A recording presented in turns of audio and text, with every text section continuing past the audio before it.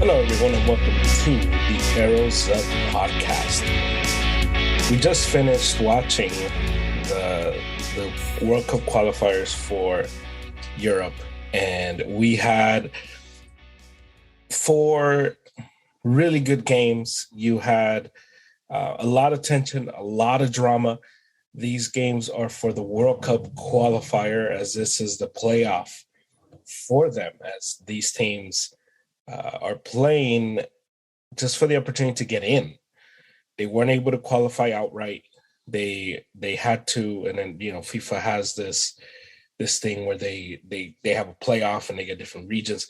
This was the European one, and obviously the two biggest surprises that were here was Italy and Portugal. And leading up to this game, what we had was an expectation that next Tuesday we were going to get Portugal versus Italy.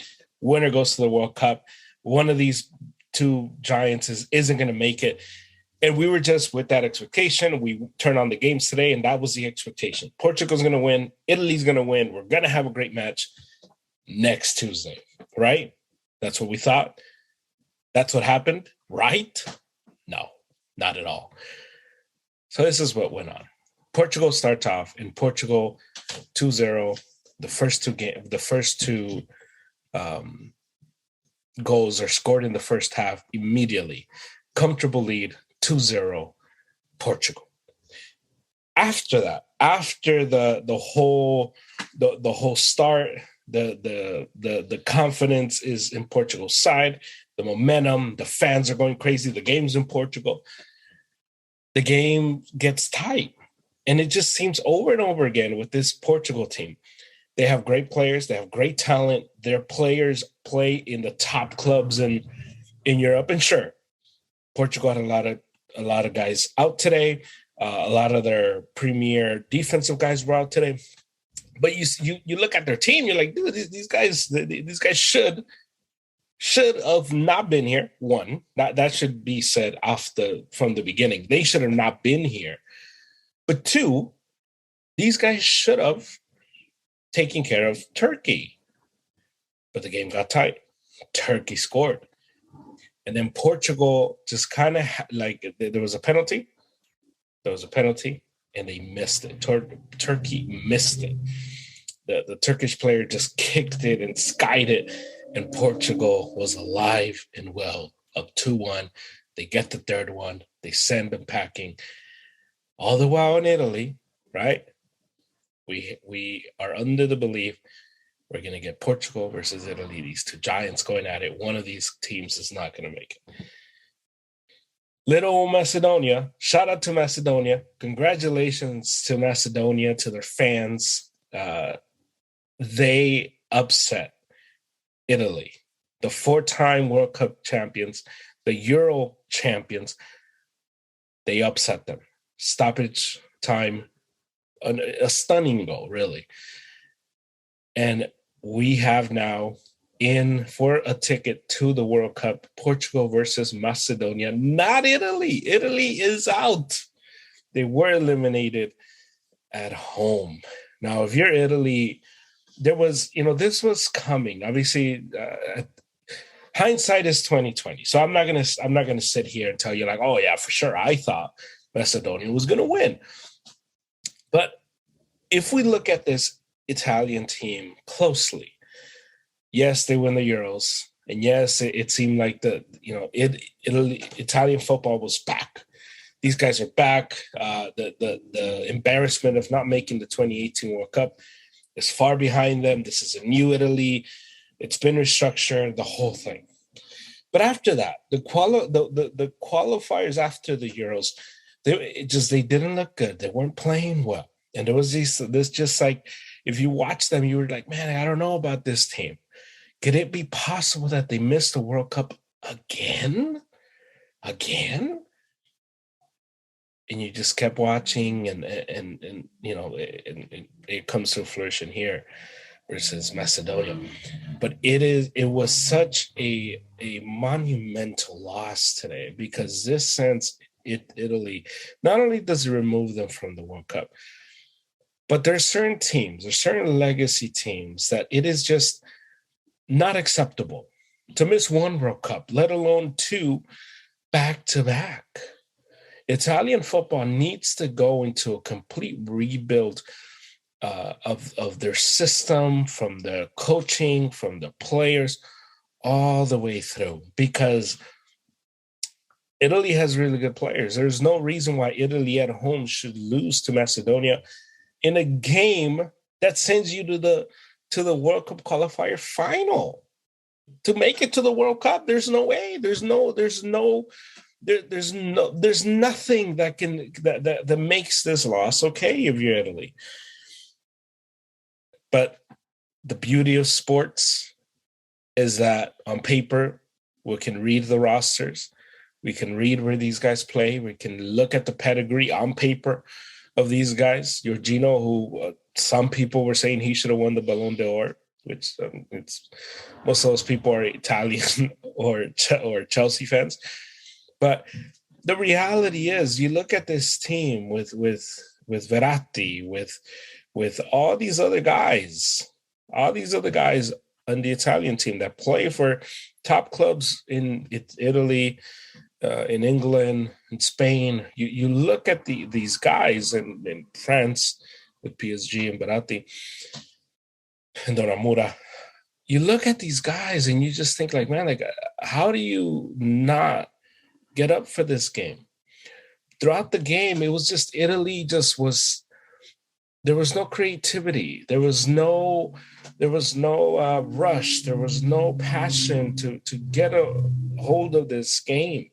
And one of the things that happens in football is the longer the game goes on and the longer you see a team linger, especially inferior team. If you're a superior team and you let an inferior team linger, sooner or later it's going to come back to bite you. And towards the end, when we thought, man, Portugal has secured their goal, they've secured the third one, they're going to Tuesday's game, I guess we're going to have extra time in Italy.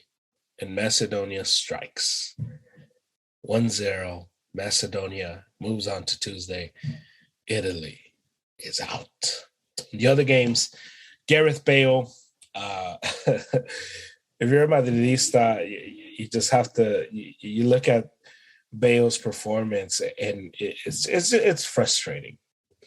It's frustrating. Let me do the game, then I'll do my little rant on Bale. Wales wins 2-1 against Austria. I think Wales just was in control the whole game.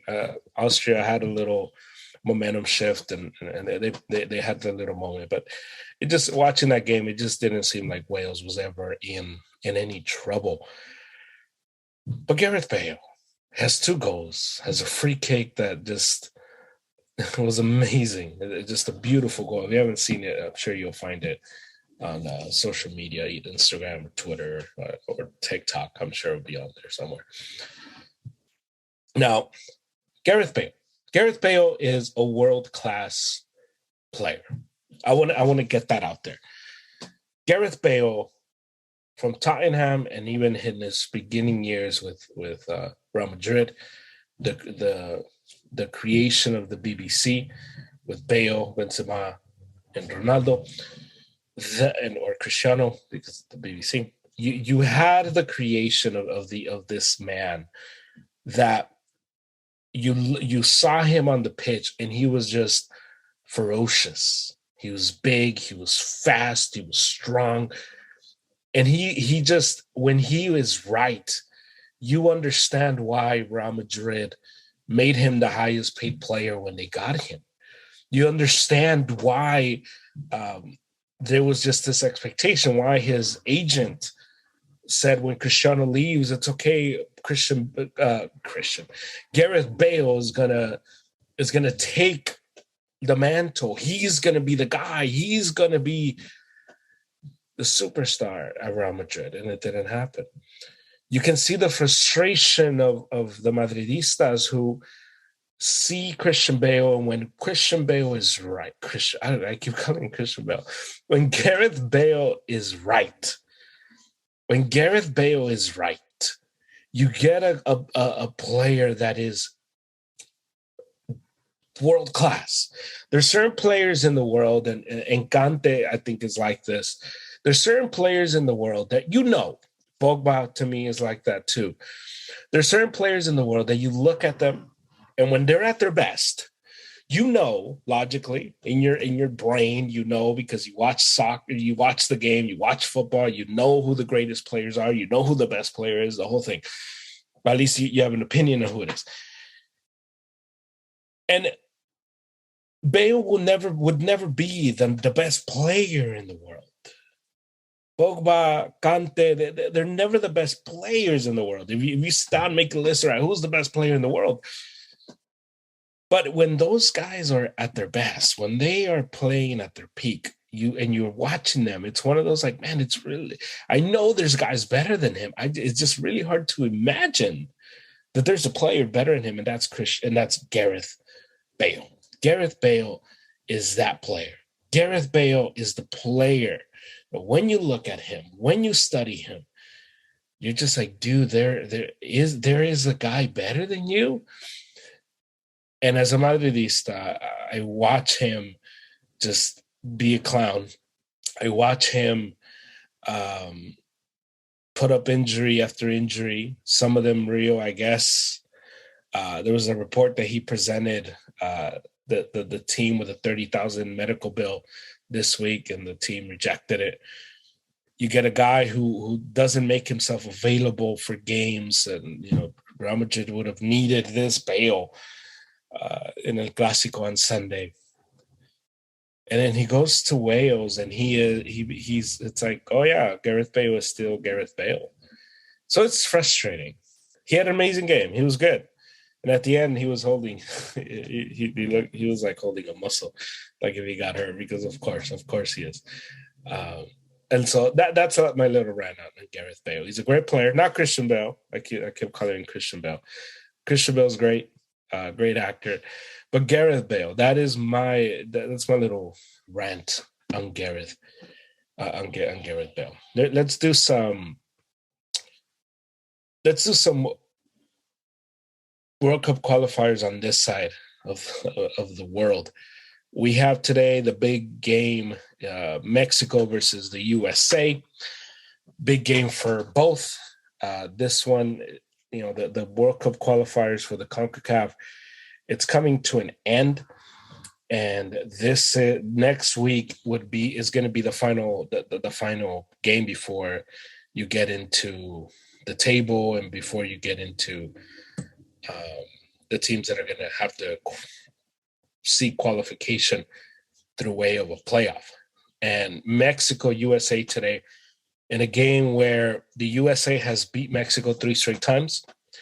That is well documented. This game is in El Azteca, and as well is documented just how good Mexico is. But what's also kind of circulating and coming up is Mexico has just not been that great anywhere, but including El Estadio Azteca. It's not the scary place that it used to be.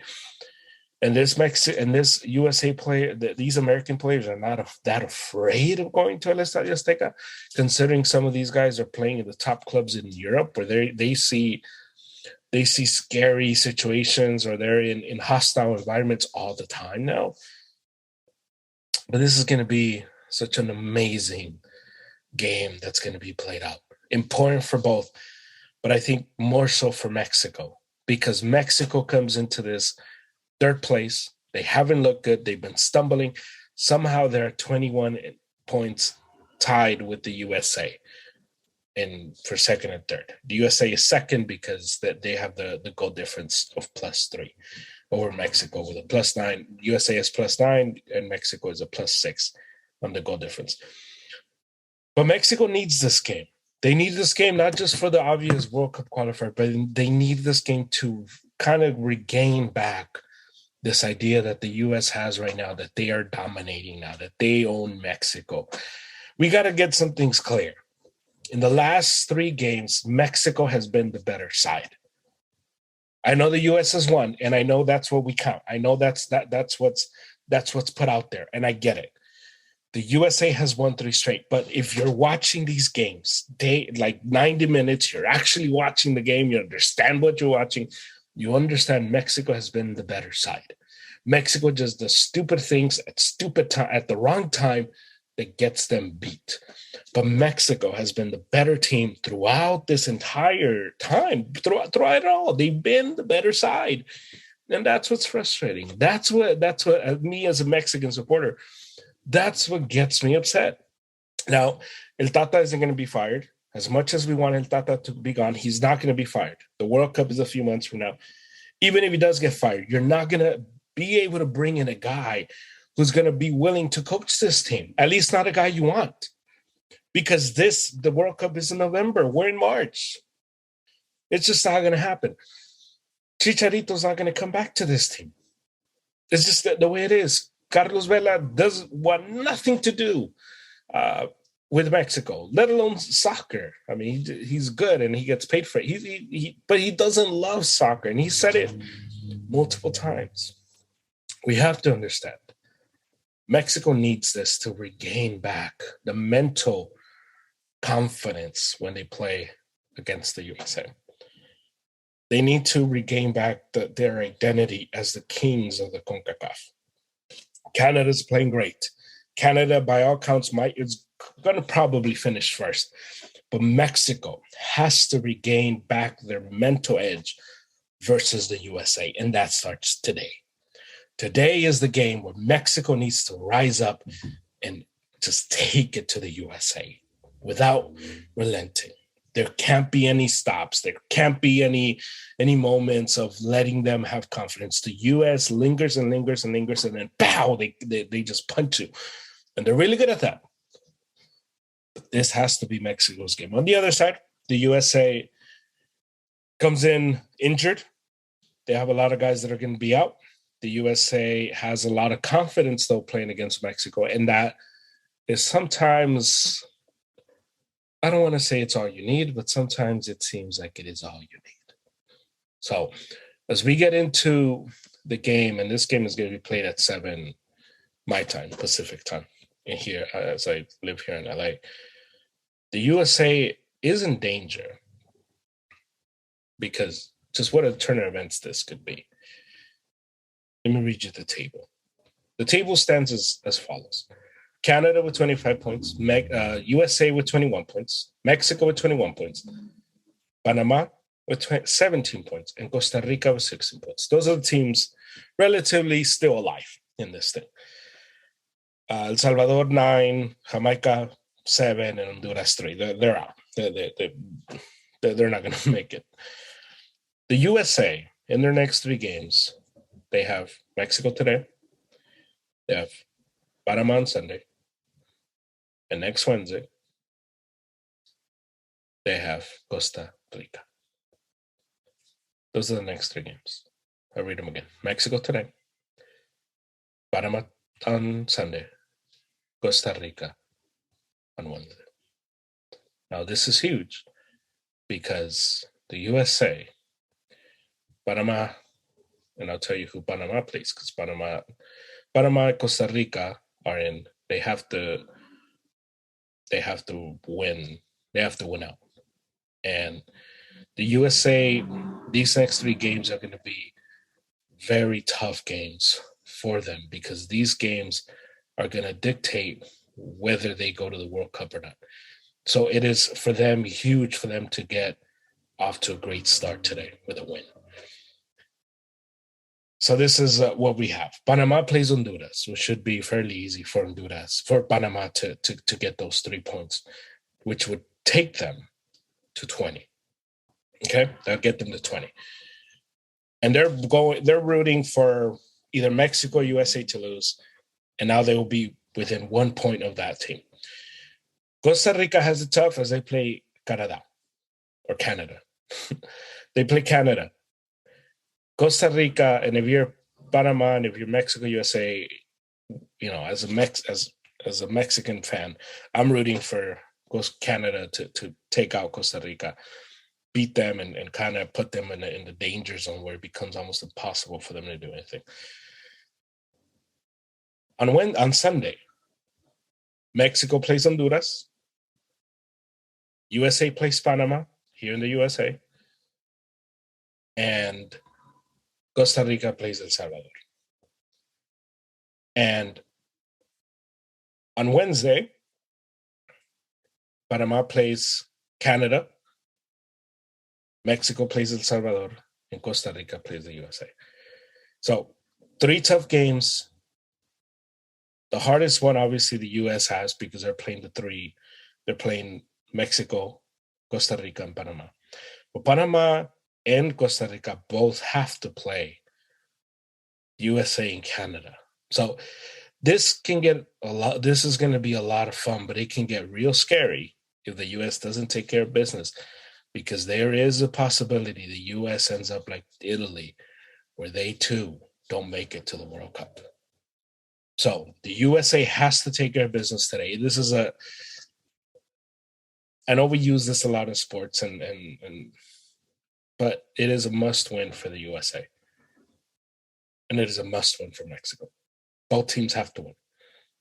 Obviously, only one team could possibly win. But both teams have to go in this with a must-win mentality. Because a loss, and obviously Mexico has the easier road after this game.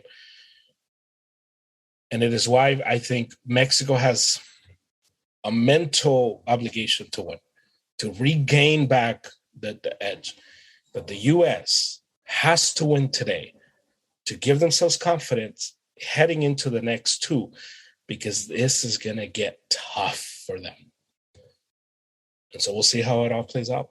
We'll see how it all goes. I'm not going to give you a prediction. I'm not going to do that.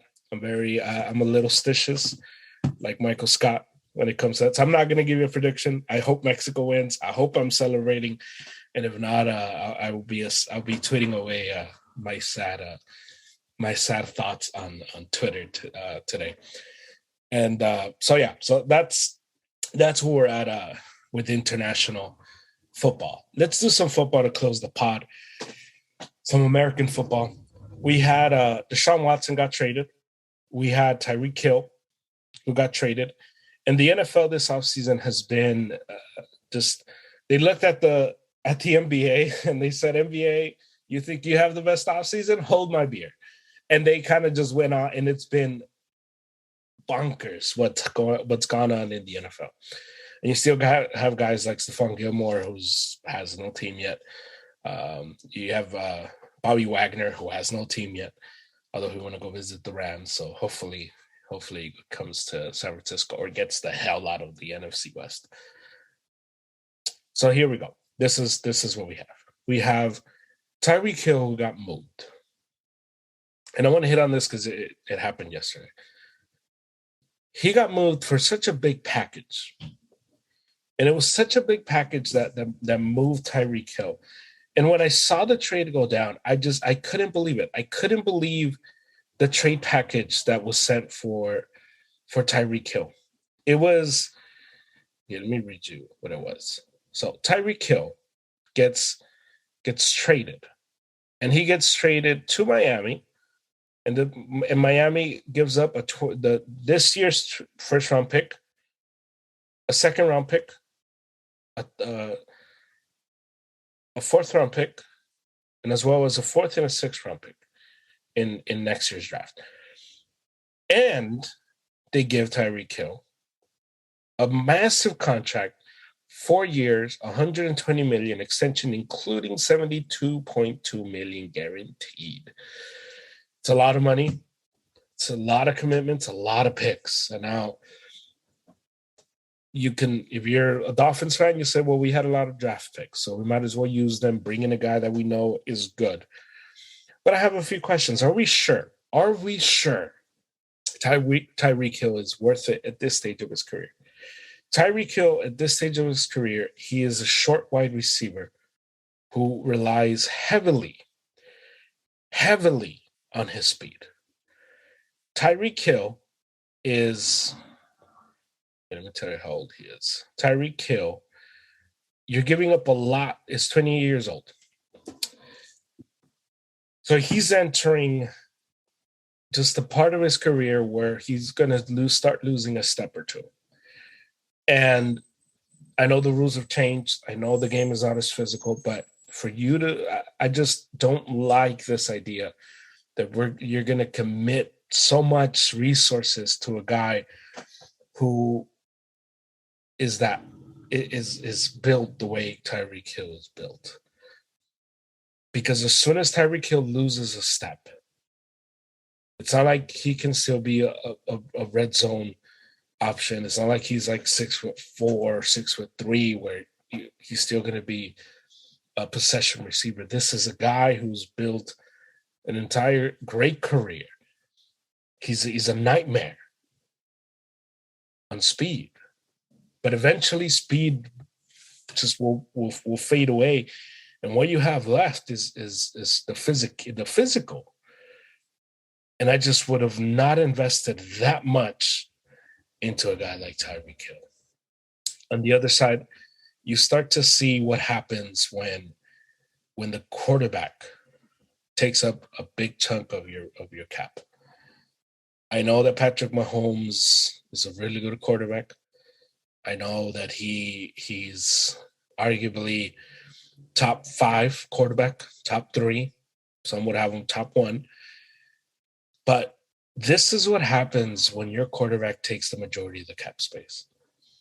Because it's what's going on in Green Bay as well. It's why Green Bay had to get rid of Devontae Adams. Although they couldn't afford him, but I think Devontae Adams was tired of the Aaron Rodgers drama. But it's why now you can't keep other guys. And it's why the Packers are going to go into this season with Aaron Jones and Tanyan as their 2 weapons for Aaron Rodgers. Yikes.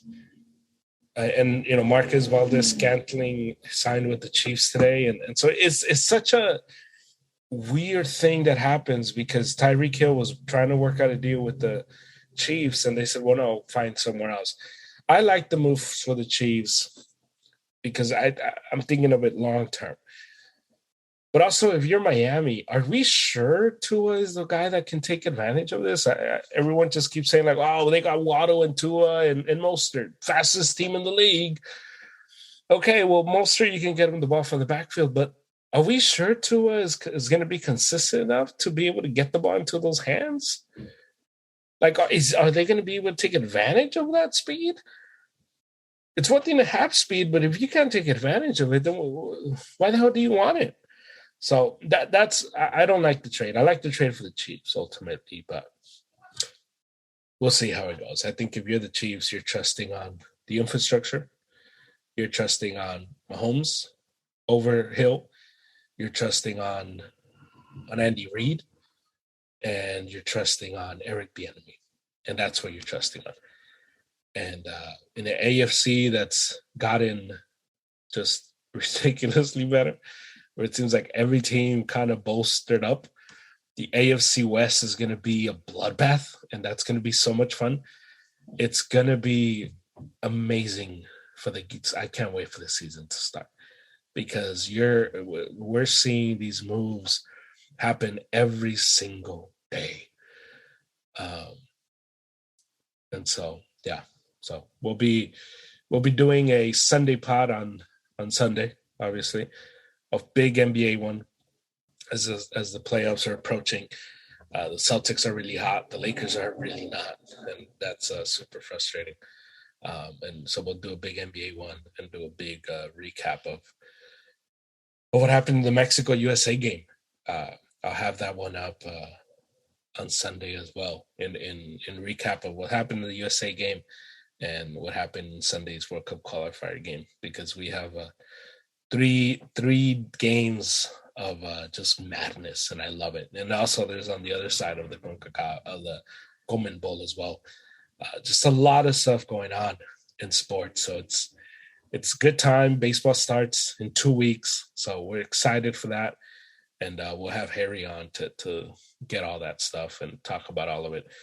And yeah, so keep an eye out for all those things. Thank you so much for listening. Please rate, review, and subscribe. You can listen to our podcast on Apple, Spotify, SoundCloud, anywhere you get your podcasts. You can listen to us. You can watch it on YouTube. So please rate, review, subscribe, spread the word. I appreciate you for doing that. So until next time, this is German Aerosol Podcast. Adios.